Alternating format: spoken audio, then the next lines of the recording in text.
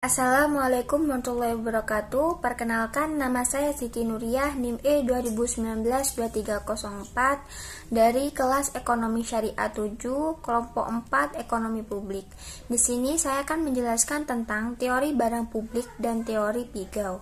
Teori barang publik, suatu barang yang disediakan oleh pemerintah, yang merupakan barang milik pemerintah yang dibiayai melalui anggaran belanja negara tanpa melihat siapa yang melaksanakan pekerjaannya. Contohnya, jalan raya negara, pembiayaannya dilakukan melalui anggaran negara dan jalan tersebut dapat dikerjakan oleh pihak swasta maupun pemerintah itu sendiri.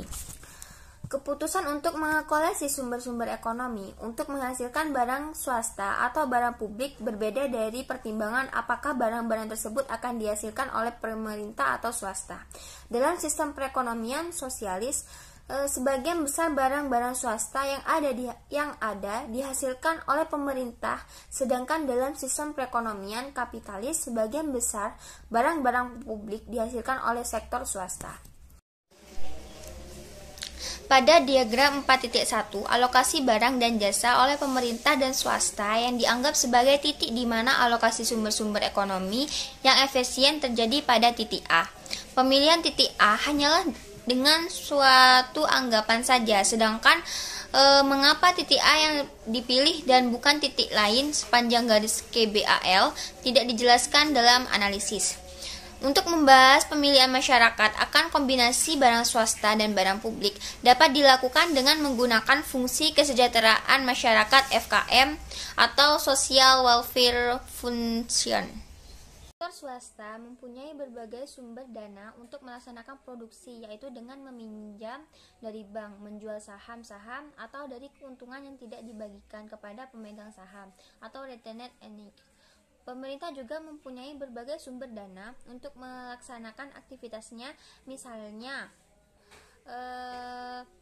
dengan meminjam luar negeri, dengan mencetak uang, atau dengan memungut pajak. Yang terakhir yaitu teori Pigou. Teori Pigou dalam analisisnya, Pigou berpendapat bahwa barang publik harus disediakan sampai suatu tingkat di mana kepuasan marginal akan barang publik sama dengan ketidakpuasan marginal atau marginal distinctly akan pajak yang dipungut untuk membiayai program-program pemerintah atau untuk menyediakan barang publik.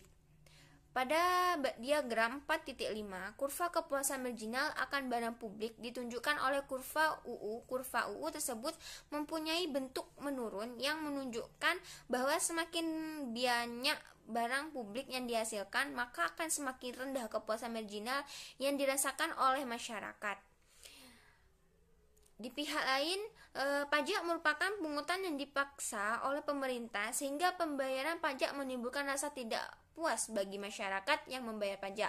Oleh karena itu, kurva ketidakpuasan marginal akan pembiayaan pajak mempunyai bentuk yang meninggi yang menunjukkan bahwa semakin banyak pajak yang dipungut, semakin besar rasa ketidakpuasan marginal masyarakat sektor swasta.